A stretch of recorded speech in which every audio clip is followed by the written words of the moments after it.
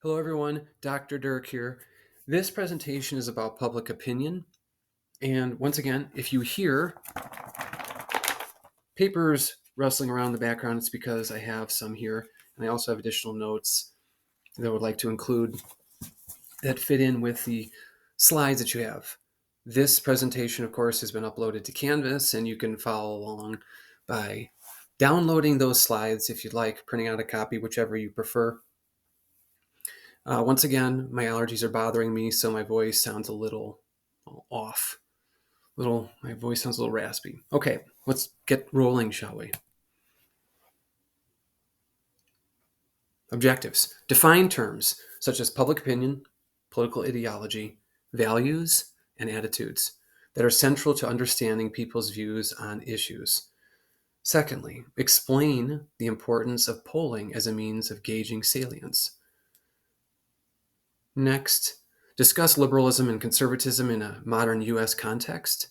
And lastly, identify the different agents of political socialization that influence the opinions people hold. I want to open with a political cartoon. I really love Dave Granlund's work. I mean, he does some amazing, I just really like his artistic style and use of color, and he does a really good job of capturing various issues in a way that, I've looked at who knows countless political cartoons over the years. There's just something about his style that I really appreciate. This one is about polling, so I wanted to use it. If you want to go to the source, Connecticut Public Radio, you can go there, but it's hyperlinked. But we have here gentlemen reading the paper. And this is old school, right? Because when you think about it, a lot of people are reading news online these days, which we'll get to that when we talk about media, that presentation. Poll, 4 in 5 don't trust Washington. Survey, 9 in 10 don't trust polls. I appreciate the humor. Perhaps you do as well. Defining public opinion. Let's go over the major terms that need to be addressed. Public opinion, citizens' attitudes about political issues, leaders, institutions, and events. Okay. Think about it. A political issue, climate change. A leader, the person who's serving as president, which is now Joe Biden. Institutions, what do people think about Congress or the Supreme Court? And events, what are people, what's on their minds in response to, like, for example, the pandemic or inflation? Pick an issue, right? There are various events. You could have war. The Iraq War is another one, or September 11th.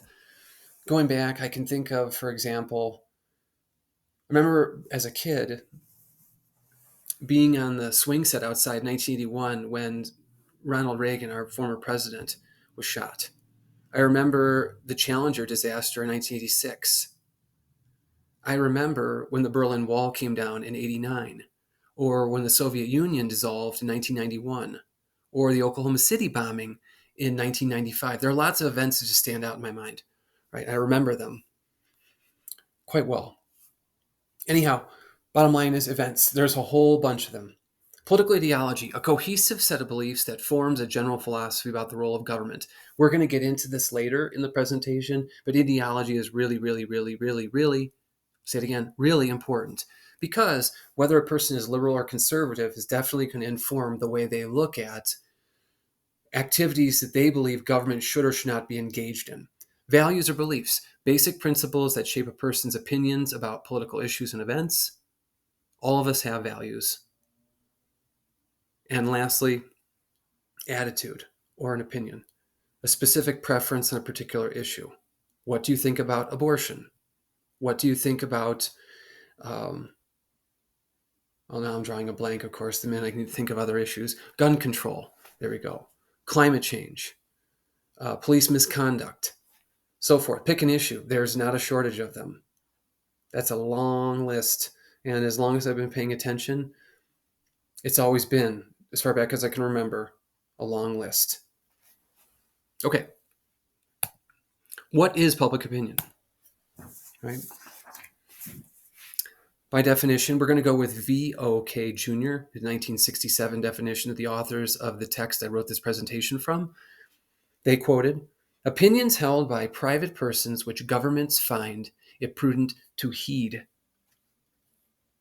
Every government must pay attention in some fashion. Of course, we live in a democratic republic. People are able to obtain and maintain public office because they garner votes, which means you need people's support. And if you want people's support, you have to get a snapshot, a sense as to what they're thinking about any given issue at any given moment in time.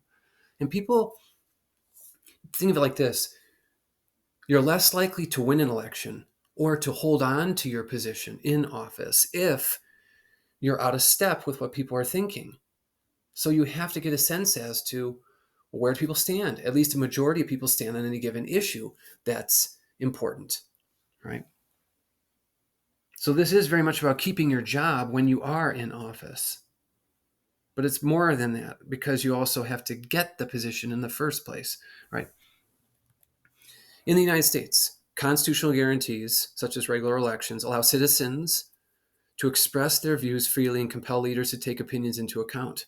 Of course, because remember, we have election cycles when we talk about federal offices every 2, 4, or 6 years, which means that's an opportunity for us to choose someone else if we don't think the people who are currently in the position are doing a good enough work for us. And if they're not paying attention to what we think, then we can pick someone else. That's the beauty of living in a democratic republic, right? And it's not just what goes on in DC, it's also what goes on in Carson City or wherever it is you live in the state of Nevada. It's what goes on in your city or your county, so forth. First years of the Republic, leaders of parties established newspapers to promote themselves and their policy proposals and attack their opponents. Partisan press continued to give form and voice to public opinion throughout the 19th century. You know, it's interesting. I'll talk more about this when we get to media, but it's worth including here. Newspapers started off as partisan media outlets. In other words, they existed to advance a specific position. Now, I will say this. There are media sources. Some are more on the left, meaning more liberal, more on the right, more conservative. Very few are like right up the center. And I think being totally objective it's probably a difficult target to hit perfectly. You can make greater or lesser efforts be objective, of course, depending on how much news or commentary you include. But like what your programming is if you're a cable station, or what your content is if you operate a website, so forth. Perhaps a YouTube channel or an old school newspaper, which typically have print version as well as the online website. But point I'm trying to make is this: historically, these newspapers used to be straight up partisan, meaning that they had a specific political agenda. What we've seen is a transition over time. I would say maybe the way to phrase it would be an increased professionalization of the, how do I want to put this? Increased professionalization of the industry, so that the different media outlets at least make more of an attempt to be objective, or at least move closer to objectivity. And maybe we have to think in terms of like what I refer to as a continuum or spatial model, where on one end you're more subjective, on the other end you're more objective, right? And so maybe it's not just a matter of purely one or the other, but it's on a scale. You're closer, you're going more in the direction of objectivity, you're going more in the direction of subjectivity. If you're doing objectivity, it's more about facts. If you're doing subjectivity, it's more about opinions. But let's leave it at that. Okay. Modern efforts to measure, have shape, and exploit public opinion. That's a typo. Modern efforts to measure, shape, and exploit public opinion have spawned two linked industries: scientific polling and public relations. I mean, think about it like this. Polling is an attempt for us to get a snapshot as to what people are thinking at any given moment. In other words, we administer a survey, we collect the data. And you have to write the questions a certain way so that you collect the best data possible. Because you don't want jacked up data. You don't want data that doesn't make any sense. Because if your goal is to know what people are thinking or get the closest to within the margin of error, then you have to write the best questions possible. And I know this because I've actually written surveys before. I've done survey research. And I've taken a number of research methodology classes. And so I am trained in how to write surveys. Side note, for you. Okay, then also public relations. Public relations, or what's often referred to as PR, is what an organization has. Like sometimes a company will have a PR department. The goal of that department is to try to shape the way people perceive the company, its activities, right? So you put out information that's going to influence the way that anyone who comes across that information is going to think as it relates to that company or to that industry, right? Because I would say definitely if a specific organization has a PR office, then whatever information they release to the public is going to inform the way people perceive the organization. But it also is probably more broadly the industry if we're talking about companies, like private companies. I also want to add this. When it comes to politicians, before I leave this slide, I want to say the following. These guarantees also make it possible and essential for political leaders and policy advocates to try to shape and mobilize public opinion on behalf of causes. If you're a specific group out there, like let's say you're an interest group, you're like a 501c4, because 501c4s engage in more political activity, and you are advocating on behalf of a specific issue, like a position on it that you really care so much about, right? You're trying to influence the way other people perceive that issue because you're putting information out there in the public domain for them to consume. But public officials do this too. Press releases. Well, what information do you put in the press release? How do you talk about the issue that is discussed in the press release? And what are you hoping people take away from it? And what, in fact, do people take away from it? So there's a lot of that goes into it. All right, measuring public opinion. Techniques developed to measure public opinion accurately are simple in concept, but often difficult to carry out in practice. Select a random sample of the population of interest. Ask the people some questions about their views and count up the answers. A sample size, 1,200 to 1,500 people. Now, it doesn't matter if you're surveying like let's say a city that has tens of thousands of people, or you're going more broadly across the state that has millions of people in it. A sample size of 12 to 1,500 is solid. Okay, in terms of the methodology. Now, I do want to say this. A truly random sample is rarely feasible because there is no single directory where everyone is listed and can be given an equal chance of being selected. Remember, what makes it random is that everyone has a chance. But we know, for example, here's a major change that I've seen since I was in college. Cell phones existed when I was in college back in the 90s, but most people didn't have them. When you get to the late 2000s, smartphones really take off, and certainly in the 2010s, most everyone in this day and age is operating with a cell phone. That's a major shift that's occurred over the last, 25 plus years. Now, I will tell you this. If people no longer appear in white pages, that's what they used to call it. Like you get a phone book and there's the yellow pages, which is all the businesses, and there's the white pages, which is all the people who are listed in there who, they have a telephone at their local residence, wherever it is they live. And usually the old phone book was, here's the last name, alphabetized, last name, first name, here's your address, here's your phone number. But it's a landline. When you're living in a world where fewer and fewer people have landlines, what makes it more difficult to get in touch with certain folks. That's why a lot of the polling is like shifted to online. When you go and read about, for example, Pew Research, their methodology, and I want to say this too. Pew Research. Then there's also Gallup polls, and then Rasmussen, and then there's others out there.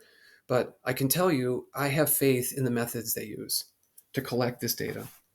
I've seen no reason to doubt it. And I totally and openly own the fact and admit the fact that no survey is perfect. There is a margin of error, and we've had to adapt with the changes in technology, with fewer people having landlines, more people having cell phones, and not having access to those people's numbers necessarily. So there can be potential biases. And remember, to make it truly random, everyone in the population has to have the same chance of being chosen to participate. Now, of course, this doesn't mean that everyone who's called upon will want to participate. Typically, when my phone rings around elections, I can tell you this. My phone will ring and it'll be like a number I don't recognize. I'm like, oh, this could be a survey. I answer it. Why? Because I want to participate in the survey. And once again, I'll admit I'm biased here. I'm a political scientist by training, so I'm interested in participating in the surveys that when they call me to do this polling. I'm also interested to get a sense as to how they write the questions because, like I mentioned earlier, I'm trained in that. So I'm always thinking about how they ask the questions and then the way they approach it because there's different types that you can ask people. And I'll hold off on talking about that for the moment. All right, so another potential problem with interpreting polls lies in the questions. Fit between the words and concepts used and how people think about issues is never perfect. You can have what's called measurement error. This goes back to a point I was making earlier. You got to write the best questions possible because you want to get the best data possible. Now, we're human, we're flawed. So, perfect probably is an unreasonable goal, but we can get pretty damn close. And I've actually seen surveys that are really pushing people in a certain direction. I'm telling you right now, a survey that is well written will never look to push people in a certain direction. It will give people the opportunity to think for themselves to answer the question as they see fit to best reflect whatever their view is on the issue the question pertains to. Right? Also want to reiterate this, not everyone who's selected is willing to answer questions, which can create a problem too, but there's ways of dealing with the challenges. Methods have been developed to adjust for problems. For example, weighting responses of people in underrepresented demographic categories more heavily than overrepresented categories. Makes me think about sometimes professors, when they teach classes, they'll have what are called weighted grades. This is the one, I think, analogy I can use immediately comes to mind. So let's say you have X number of exams, Y number of assignments, and whatever. So the question is, do people believe in weighted grades? I personally don't subscribe to that, but I do have colleagues who have weighted their grades, meaning they make their exams, regardless how many points that they add up to for the entire course. The exams are worth X percent of the grade. And then the assignments are worth Y percent of the grade, regardless of how many points that a person or how many points they are in total, and then how many points of that you might actually earn. So you can have what are called weighted grades. This is similar. You can weight responses depending on whether or not a group of people is under or overrepresented. Okay. Opinion polling has grown into a vast industry producing an endless stream of information about the public's views. There's a lot of data out there, a lot. Made it possible to treat public opinion as a national phenomenon and probe issues of national concern, raising visibility to politicians and media. Of course, whenever there's an issue that we have to confront that's on people's minds, that somehow made its way onto the agenda, more than likely there's been survey data collected about it. And then we have just like regular surveys that are done, like what is the approval rating of the president? What's the approval rating of Congress? What's the approval rating of the Supreme Court? Those are ones that are done regularly. And people typically want to know. Like I certainly want to know. I like being able to go look at that data. Now, this is usually just very simple descriptive statistics. It's not anything that's particularly involved. It's not like if you actually go on to study political science, the science part of it is using statistical analysis to understand political behavior, meaning that we oftentimes use what's called, for example, regression analysis, where we try to measure the relationship between an independent or independent variables, multiple, like plural, and the dependent variable, excuse me. So, for example, we're interested in a whole list, it's usually referred to as multivariate analysis. There's a list of independent variables. What's the relationship between them? And then a dependent variable. I won't get into that because I know what'll happen. People will be like, what? And if you've studied statistics, perhaps you've taken a stats class, you're familiar, you heard of what regression is. If you go on and take statistics in the future, chances are you will be exposed to it eventually. I think it is valuable to try to measure the association between variables, because then you get a better sense as to, is there a connection here or not. Anyone can say, oh yeah, that's connected, and I'm like, well, really, have you tested that empirically? Do we know for a fact there's a connection? And if there is a connection, how strong is it? All right, I'll stop there. Okay, Efforts to shape and channel public opinion have grown apace. Virtually all modern institutions, that be agencies, parties, universities, employ public relations specialists whose job it is to present the organization the best possible light. This goes back to what I was talking about earlier in this presentation. Private companies have PR. Well, they might have a PR department. They also might hire a PR firm to help if they've gotten themselves into trouble. Because, I've heard it said before, there's no such thing as bad publicity, but bad publicity can potentially hurt your business. So if anything has happened that's really, really negative, a company might be inclined to consult with PR folks to try to find ways to improve their image. Advocacy groups issue reports, publish newsletters, jostle for the op-ed pages of newspapers, and promote their cause through ads in mass media. Of course, I've done a lot of advocacy work in my adult life, and I will say this much. I don't get into talking about the issues, and I'm not going to share my opinions on them either. What I like to say is this: I've done advocacy work, and I have drafted and submitted press releases before, and I've done a bunch of different interviews over the years with television stations, radio stations. I've been actually an in-studio guest before in a radio station, and then also newspapers. So if you are working on any cause that you really care about, you want to contact media, because you got to think about it like this. If you're able to get media coverage, your message gets out to thousands and thousands of people. Okay? And in doing that, you are, at the very least, you're informing the way people think, because once they get that,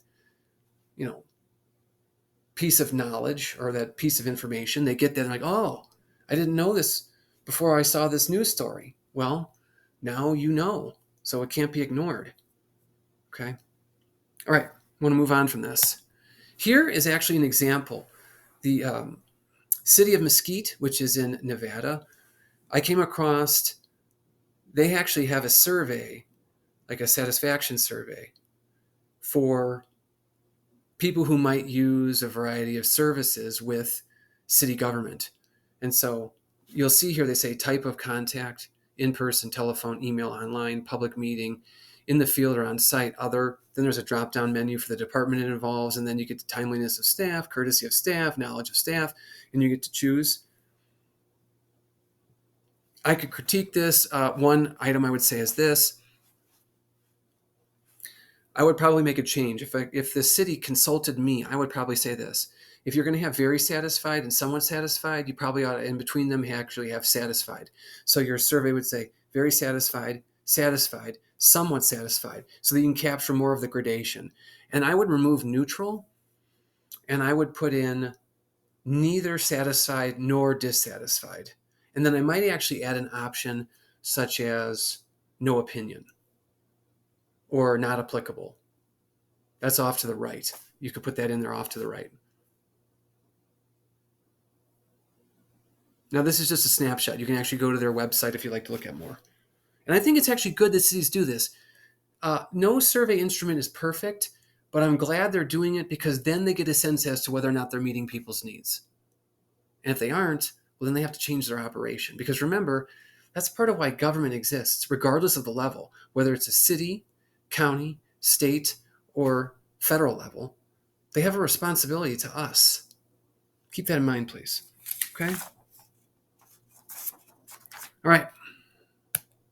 Oh, there's more here too. Overall service rating, drop-down menu. And then there's actually, I like when you have a comments or suggestions, because it's possible the questions you provided above, or the way you responded to the questions or the items above, you can't fully capture your experience. So giving people the opportunity to type up a brief narrative, that's excellent.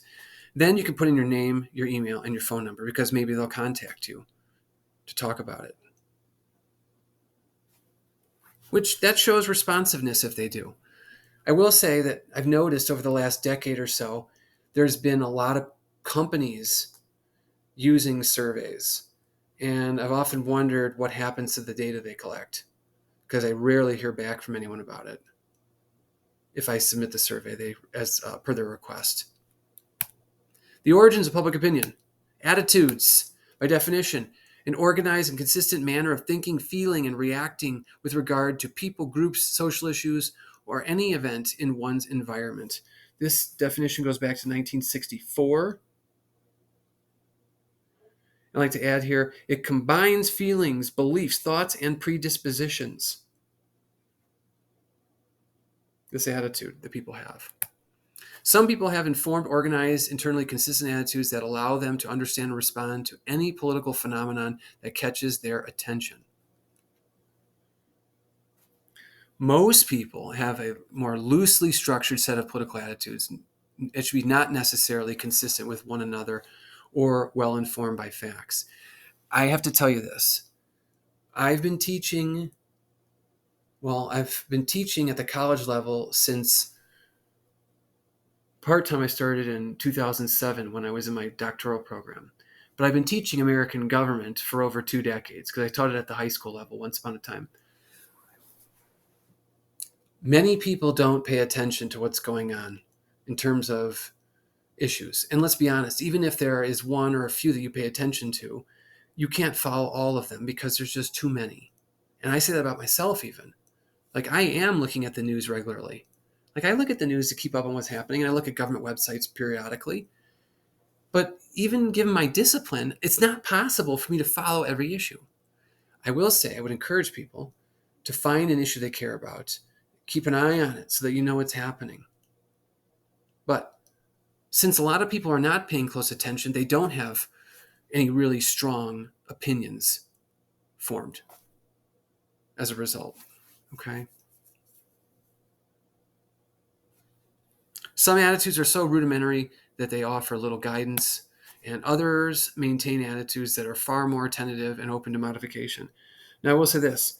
When we say open to modification, it means you get a new piece of information, and then you have to incorporate it into your worldview, and that new piece of information actually slightly alters, or maybe even drastically alters, the opinion you have on any given issue. That can happen because when we learn, hopefully we grow. And that is a transformative process. And as I like to say to people, I like to ask, what do you do when you're confronted by information that doesn't square with your worldview? Do you just pretend like it doesn't exist? Or are you more intellectually honest where you then incorporate it in to your worldview and then change your opinion on an issue given the new information you have available? I mean, it's worth thinking about, because if there's factual information out there that people willfully ignore, begs the question as to how informed a person is. And like I said earlier, none of us can know everything. That just isn't possible. But I think it is worth exploring what happens when we're confronted with ideas that don't square with what we believe in, or information doesn't square with what we believe in. Okay, just a bit to think about. Ideologies often combine attitudes linked more by coalitional politics than by principle. Now, principle is the theory, practice is the coalitional politics, right? The theory here is organized sets of political attitudes promote consistently by connecting them to something greater, like a principle. But a lot of people aren't that. Like politics, you'll oftentimes see people be very inconsistent about what they believe in and why. Or they might attack someone they're inclined to disagree with for a certain reason that they wouldn't attack someone that they do agree with. I mean, that's what, it's like, it can drive me nuts when I follow politics in the news, because one party will criticize the other for activities they themselves engage in. And I'm just kind of like, well, wait a second. It's either all right for everyone or all right for no one. But isn't it inconsistent to say that it's okay for us, but not okay for you to do it? I agonize over this, and I use the word agonize intentionally, because I find it really difficult to grapple with. Labels commonly used in American politics: we got liberal or liberals, and conservative or conservatives. Liberals typically favor using government to reduce economic inequalities, champion the rights of disadvantaged groups, and tolerate a more diverse range of social behaviors. They're less willing to use military force. The rich should be taxed at higher rates to finance social welfare spending. So I always like to think about this. Liberals in general believe in more government, which means increased number of programs, increase the size of bureaucracy, increase the amount you're going to pay in taxes, because you got to fund all of it. Whereas conservatives distrust government and have greater faith in private enterprise and free markets, but they are more willing to use government to enforce traditional moral standards, favor a larger military and more assertive pursuit of national self-interest, advocate lower taxes to stimulate growth, and restrict social welfare programs. Well, that's the converse of what I just talked about, or the opposite. So if a liberal wants a larger bureaucracy because wants more programs that will lead to a larger bureaucracy, conservatives will typically resist that. It is very much about more or less government, and that means government involvement. People will also be concerned about how much it costs. Terms do not guide the political thinking of most citizens, nor do the opinions most people express fall neatly into one ideological category or the other. Sometimes people, they can be over here with a certain issue and over there with another issue. We're not, how do I want to put it? Let me rephrase. We're inclined to have very strong opinions as human beings, and perhaps as folks living in the United States, where we have a democratic republic, and dissent is, I wouldn't say appreciated all of the time, but it's certainly appreciated some of the time. And if you can dissent, right, that means you can express the views you hold. But people, they don't oftentimes fit neatly into a specific box when it comes to what they believe in. About half of the adult population can apply terms liberal and conservative correctly to political issues and figures, but only 1 in 5 use these terms spontaneously to explain their own opinions on on parties and candidates. That's the little detail I wanted to add from my additional notes. Americans' political ideology by year. Green is conservative. I think I don't know if my eyes are failing me, or if that's black or if that's a little reddish. Can't quite tell. But then that's moderate, and then the dashed line is percentage of people who are liberal. This is the latest data I could find, 2021. This, of course, this piece published, or what the piece this appears in is published in 2022, but the numbers go up through 2021.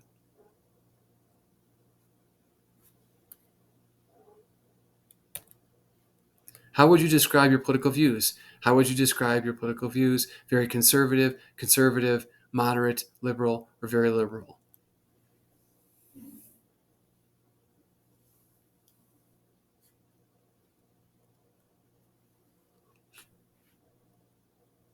Okay. Americans' political ideology by subgroup, 2021. I put this in here because it's broken up by gender, age, education, and household income. And also race or ethnicity, region, and party ID.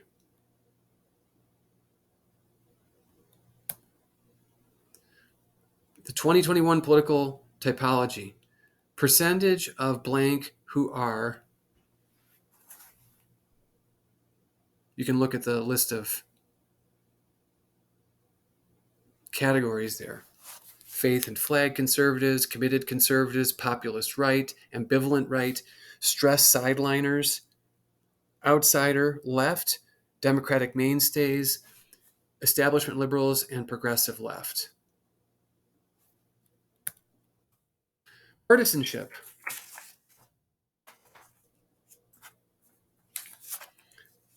And partisanship is actually the strongest predictor of how a person is going to vote, assuming that they do vote. Not everyone does. If you look at the numbers, but I don't want to talk about that here.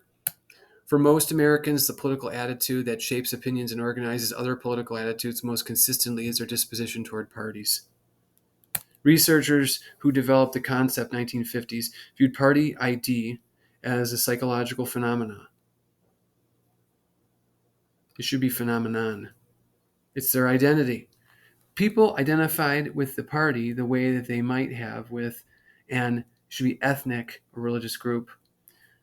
Thought to establish an enduring orientation toward the political world. Only quite powerful and unusual experiences inspire permanent shifts in party allegiance.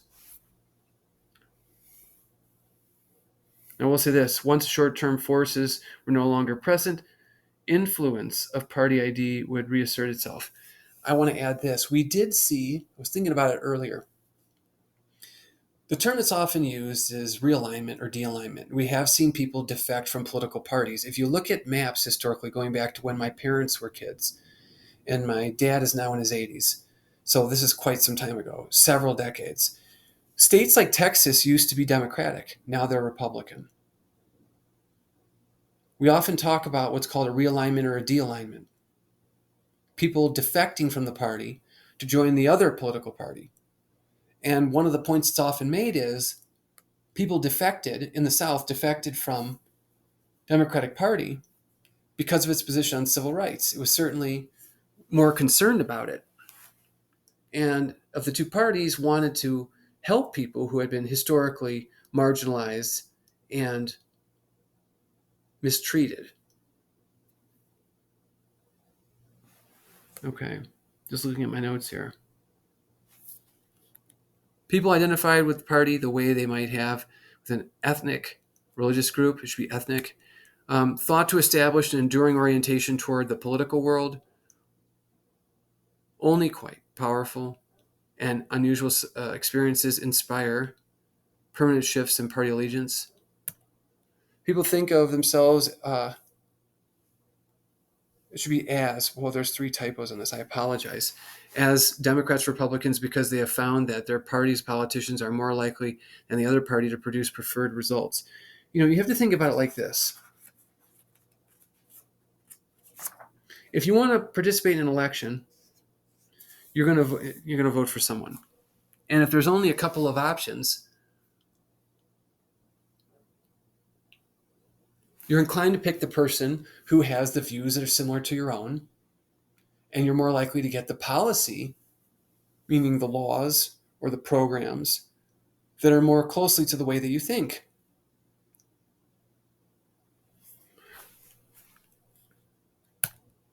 Party identification, annual averages 1988 to 2021.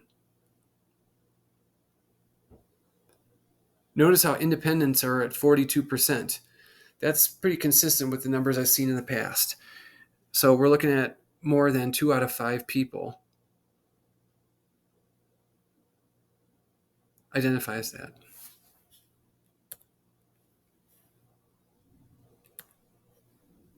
Acquiring opinions. Where do attitudes that underlie political opinions come from? People adopt the values and beliefs that pay off in some way. Confirming identity with a group, pleasing others important to them, making the world comprehensible, invalidating materials or psychological aspirations.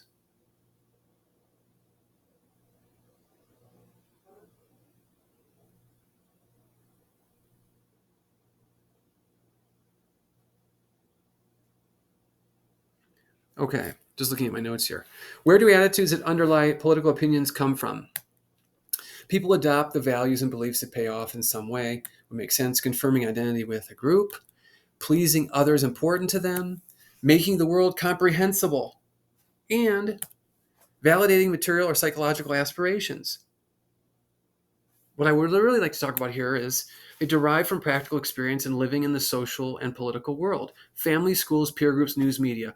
These are all will contribute to political socialization. Now think about it. You grew up in a certain family. Now I will say this. I grew up in an old school Midwestern Catholic family. I grew up outside of Chicago. Not in the city, out in the suburbs. Got to qualify it.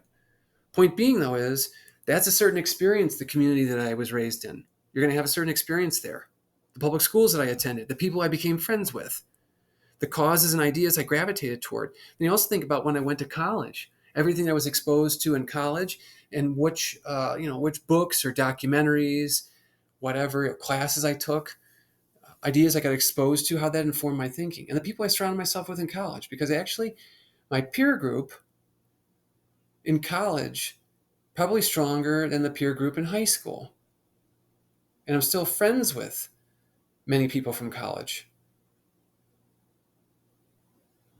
Now, I don't keep in touch with so many people from high school, but everyone's different, which means that whatever peer group you have, there's a chance that you're going to be influenced by them in different ways. And it could be possibly in a political way too, right? I want to throw that in here. That's important. So the agents of socialization, also media that you consume, makes you think about a recent semester. I had a student in class who was, I'm not going to name any names, or we're not going to talk about the sources necessarily either, but we'll just say this person was a big consumer of news and was very cognizant of what was going on in the country, which issues are getting a lot of attention, stories this person would read or watch and would share in class. Well, certainly, if you're getting cues from these various places, including media sources, that's going to inform the way that you look at the world. And then, of course, it's going to inform the way that you look at government and what you think government ought to or ought not be doing. And also schools you attend, I think I want to mention that too.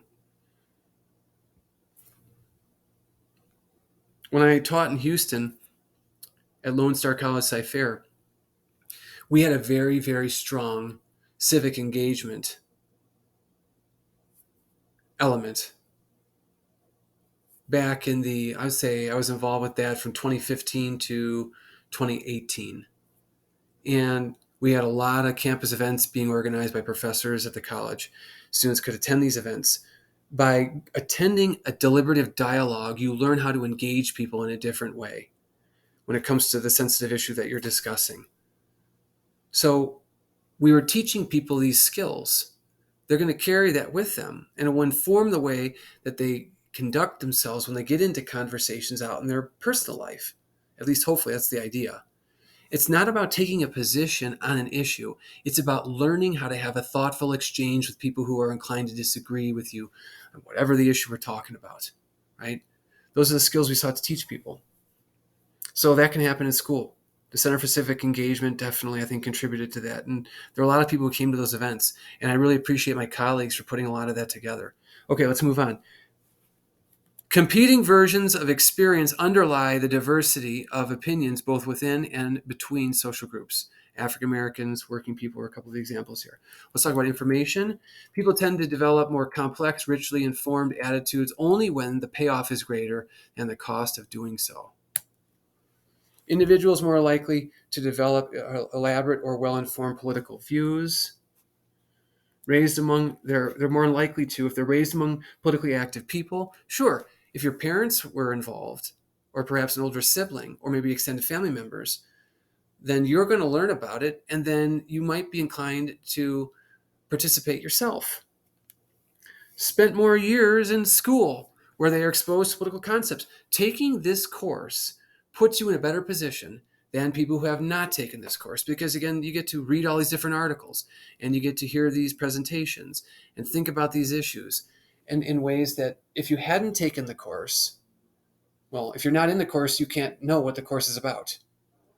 You're exposed to the content by enrolling in the course.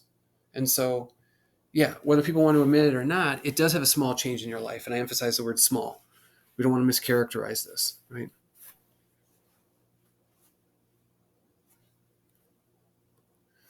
Whose job put them in touch with political affairs on a regular basis? If you are in a line of work where you're dialed into what's going on, that can play a role. Most people live in social settings where political ideas, events, and personalities are down the list of things that their families and peers talk about. Yeah, that's true. Many people don't make any time or make very little time for political issues. Detailed policy questions and lower level political figures go unnoticed. Yeah, I mean, if you think about it, it's ironic too. You could actually have an influence over your local school board if you wanted to, if you have kids who are enrolled in the public school system. You could actually attend meetings. You could privately speak to people. You can call them, you can email them, and so forth. When it comes to the higher level offices, that presents more of a challenge. Like if I were to call the White House, and I could have my cell phone sitting right here, I could call the White House if I wanted to, and I could leave a comment, right? Now, will that likely influence the president? By myself, just one comment? Probably not. If a bunch of people called, it's possible. But I put this up here for a reason, or included this. A lot of what's going on, people are not paying attention to. Uninformed opinions are not very stable. Different times, different answers. People are inclined to change their position. You think about, I look at, for example, how attitudes changed, or shall I say shifted, on the Vietnam War.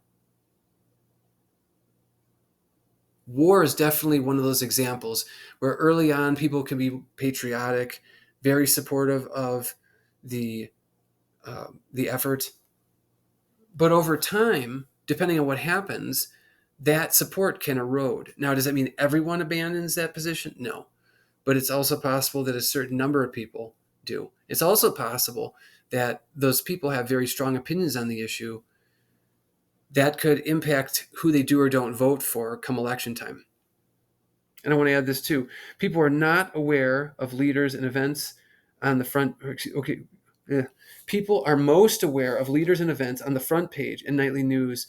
I would also say this too. Like I look at Google News multiple times a week. Of course, I'm more inclined to know a bit about the stories, what's going on, when you think about what's provided, what's hyperlinked on that website, that web page. So I can go there and I can, I'm interested in this story. I'm interested in that story. I can just click. Okay.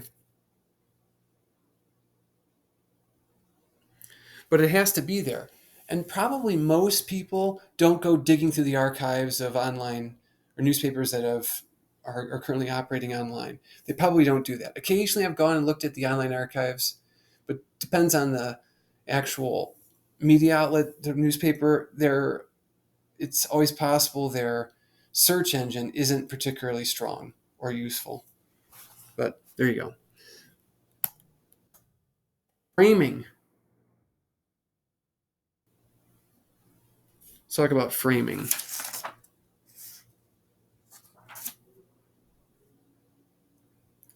Just looking at this here. I want to say the following. Social scientists, like political scientists, for example, have argued for years. Expressed opinions are not anchored in relevant attitudes, or survey questions are too crude to gauge. So the question is here, is it possible, and I think it could be a combination, is it possible that people just don't have strong opinions to share on any given issue? Or is it possible that the instrument we're using in order to collect data isn't the most useful, that isn't as solid as we think? Responses are shaped by the considerations most recently brought to their attention because they think of them first. That makes sense. Explains how media and campaigns affect expressed political opinions. Messages sent don't have a change underlying attitudes. All they must do is frame the issue in a way that draws out one response rather than another. When we think about framing it, I think about the information that's been made available to us, especially through the internet. Someone has to put that content together and deliver it to us, right? Assuming that we actually visit the site and we're actually consuming it. So when they frame it, there's a whole bunch of events, or I like to say developments going on in the world. And there are a lot of people involved and a lot of ideas. But how does a media outlet go and actually construct a story? In doing so, they're actually framing it, because the story is going to be written in such a way that gives us certain information, but not all pieces of information. Hopefully it's more factual than opinion oriented, because if it's a news story, it should be factual, the who, what, when, where, why. If it's opinion oriented, then you're talking about what's called an op-ed or a commentary, and that's different, right? But whatever, it doesn't matter. There is a human being who's writing a story. Let's just say it's straight up factual. Still, a person had to go out there, cover the event, write up these notes, go back, type up this article. An editor had to review it. And regardless of how you write up the story, you are essentially framing the issue in some way, shape, or form. I mean, think about this too. Whether or not media decides to cover an event, whether we have more information or none, that's important to mention as well. One experimental study found that the tolerance for public rallies by white supremacists, Ku Klux Klan, was significantly lower when framed by a television news story as a public order issue than when framed as a free speech issue. Other studies have shown the content on TV news programs affects the standards people use to evaluate presidents. People who have watched some stories about a particular problem give greater weight to the president's performance on that problem when forming their overall evaluation of his, hers, their performance.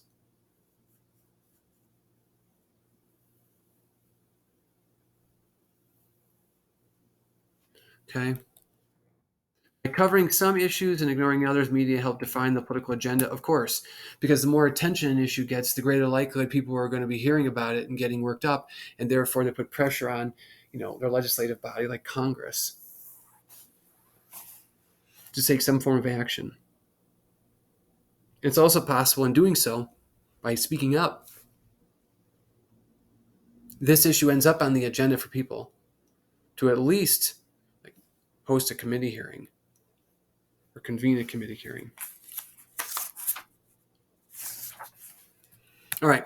Effects of background on public opinion, race and ethnicity. Sharpest differences of opinion between groups in U.S. politics occur between African Americans and whites. Gap on issue related to race. Large majority of white Americans reject segregation and support equal opportunity for all races, but disagree with African Americans on what, if anything, should be done about the lingering effects of racial discrimination. Whites tend to think legal equality has been achieved, and any special effort to overcome the effects of past discrimination are unfair.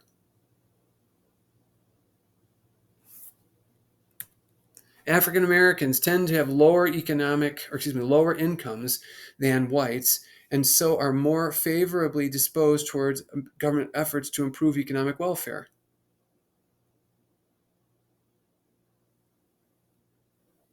Okay, I'm going to look at this. Also, have decidedly different views on law enforcement. Propensity to distrust reflects skepticism. Bitter historical experience about fairness of criminal justice system. If people of color have been historically mistreated, that's probably going to factor into how they look at governing institutions of all kinds.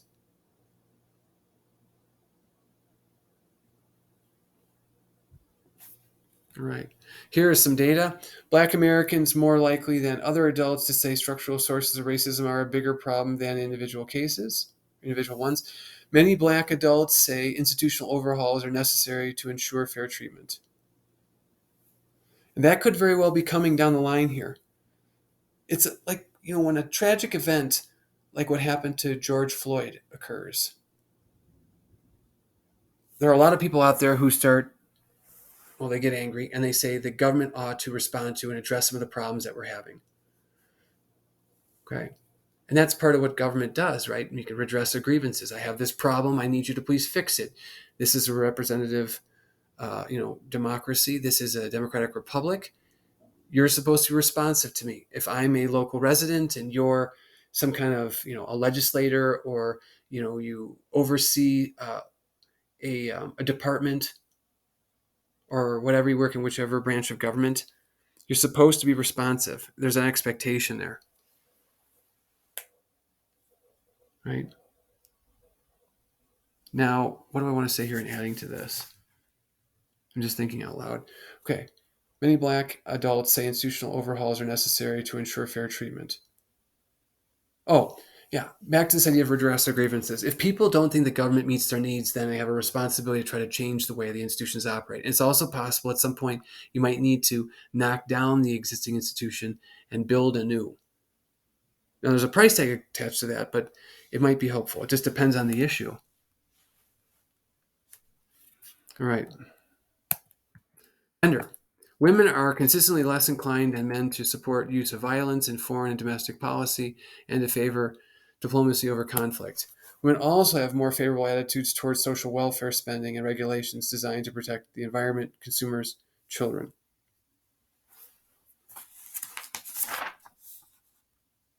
The framing issue. Okay, we're done with that. Income and education. People with lower incomes are more inclined to support spending on services helpful to people like them. People with higher incomes are less enthusiastic about programs and taxing at higher rates.